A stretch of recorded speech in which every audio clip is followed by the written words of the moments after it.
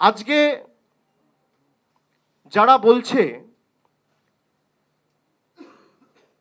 যে রোহিঙ্গাদের আঁতুড় ঘর বাংলা বা বাংলাদেশিদের আঁতুড় ঘর বাংলা, তাহলে ইলেকশন কমিশন তাদেরকে চিঠি পাঠিয়ে শোকজ করলো না কেন? ইলেকশন কমিশনের তথ্য অনুযায়ী সব থেকে কম ডিলিশন হয়েছে বাংলায়। আমার চতুর্থ প্রশ্ন, সব থেকে কম ডিলিশন যদি বাংলায় হয়ে থাকে আর সব থেকে বেশি ডিলিশন যদি উত্তরপ্রদেশ, তামিলনাড়ু আর গুজরাটে হয়ে থাকে, তাহলে মাইক্রো অবজারভারদের দল গুজরাটে পাঠানো হলো না কেন? উত্তরপ্রদেশে পাঠানো হলো না কেন? বা তামিলনাড়ুতে পাঠানো হলো না কেন? আপনি মাইক্রো অবজারভার লাগান, কারোর কোনো আপত্তি নেই। তৃণমূল লড়তে জানে, তৃণমূল লড়ে নেবে, কিন্তু একই যাত্রায় পৃথক ফল হতে পারে না। আমি বাংলায় থাকি, আমার জন্য আইন আলাদা, আর গুজরাটে যে থাকে তার জন্য আইন আলাদা। প্রতি দুদিন অন্তর অন্তর একটা করে নোটিফিকেশন ইস্যু করে বাংলার জন্য আইন পাল্টে দেওয়া হচ্ছে। একই নোটিফিকেশন আপনি কেন উত্তরপ্রদেশে লাগু করছেন না? একই নোটিফিকেশন আপনি কেন গুজরাটে লাগু করছেন না? ওখানে তো সব থেকে ভোটার বাদ গেছে, বেশি ভোটার বাদ গেছে। তা যদি গুজরাট থেকে প্রায় ৭৩ লক্ষ ভোটার বাদ যায়, আর গুজরাটের জনসংখ্যা বাংলার থেকে কম, তাহলে গুজরাটে মাইক্রো অবজারভার যাবে না কেন? উত্তরপ্রদেশে আমি সংবাদ মাধ্যমে যেটুকু পড়েছি বা সংবাদ পত্রিকায় যেটুকু পড়ে দেখেছি, প্রায় ৪ কোটি লোকের নাম বাদ দেওয়া হচ্ছে। উত্তরপ্রদেশের জনসংখ্যা ১৫ কোটি, তার মধ্যে ৪ কোটি মানে ১২-১৪% কাছাকাছি।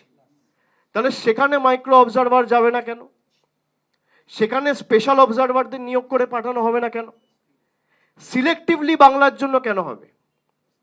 আপনি বলছেন বাংলায় দুর্নীতি হয়েছে তাই ১০০ দিনের টাকা বন্ধ।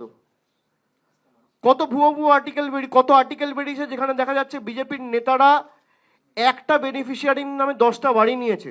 তা মধ্যপ্রদেশে, মহারাষ্ট্রে, গুজরাটে তো আপনি আবাসের টাকা বন্ধ করেননি। কত গরমিল, কত অনিয়ম আমরা ১০০ দিনের ক্ষেত্রে উত্তরপ্রদেশে দেখেছি। সব থেকে বেশি জব কার্ড ডিলিশন, সব থেকে বেশি লোকসভার কোয়েশ্চেনে রয়েছে। লোকসভায় কোয়েশ্চেন করা হয়েছিল, তার আনসার রয়েছে, সরকারের পক্ষ থেকে জবাব দেওয়া হয়েছে যে সব থেকে বেশি ডিলিশন হয়েছে উত্তরপ্রদেশ। তাহলে ১০০ দিনের টাকা উত্তরপ্রদেশে বন্ধ হবে না কেন? তার অপরাধ সে বাংলায় থাকে, তার অপরাধ সে গরিব, তার অপরাধ সে কুর্মী, তার অপরাধ সে রাজবংশী, তার অপরাধ সে সংখ্যালঘু, তার অপরাধ সে তপশিলি, সে উদ্বাস্তু। এই প্রশ্নগুলোর জবাব তো ইলেকশন কমিশনকে দিতে হবে। বর্ডারিং স্টেটগুলো যদি এসআইআর হয়, তাহলে সবকটা বর্ডারিং স্টেটে এসআইআর হওয়া উচিত।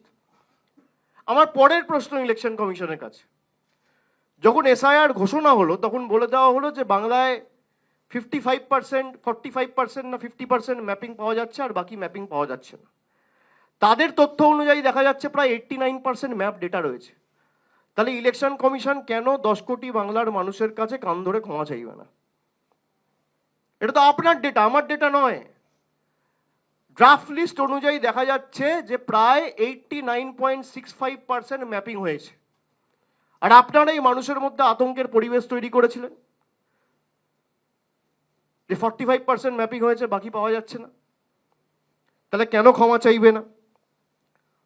অন্যান্য স্টেটের ক্ষেত্রে আপনি এক্সটেনশন দিচ্ছেন, আপনি ইউপির ক্ষেত্রে এক্সটেনশন দিয়েছেন, আপনি গুজরাটের ক্ষেত্রে এক্সটেনশন দিয়েছেন, এমনকি আন্দামান, যেখানে জনসংখ্যা, আন্দামান ও নিকোবর, যেখানে জনসংখ্যা প্রায়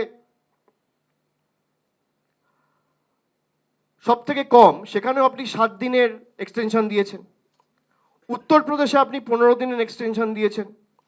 ছত্তিশগড়ে আপনি 7 দিনের এক্সটেনশন দিয়েছেন।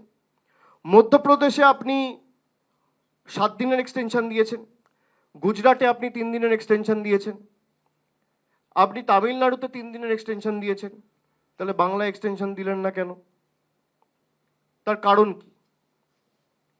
লজিক্যাল ডিসক্রিপেন্সি বলে একটা লিস্ট হাওয়ায় ভাসিয়ে দেওয়া হয়েছে। কোনো অফিসিয়াল প্রেস রিলিজ নেই, একটা হোয়াটসঅ্যাপে সবার সাথে শেয়ার করেছে। হোয়াটসঅ্যাপ কমিশন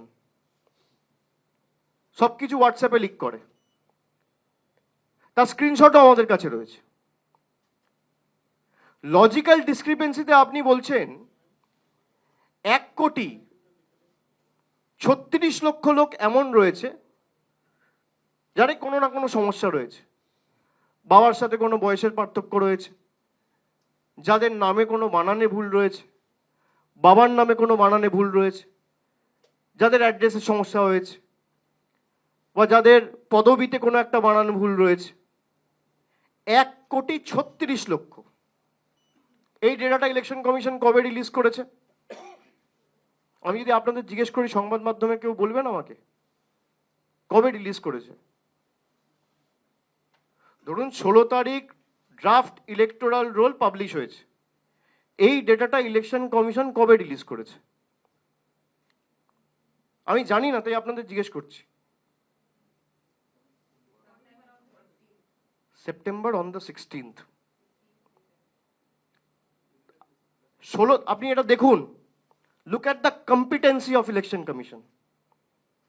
16 তারিখ ড্রাফট রোল রিলিজ হয়েছে, আর 16 তারিখই election commission draft roll assess করে সঙ্গে সঙ্গে বলে দিল যে 1,36,00,000 লজিক্যাল ডিসক্রিপেন্সি রয়েছে।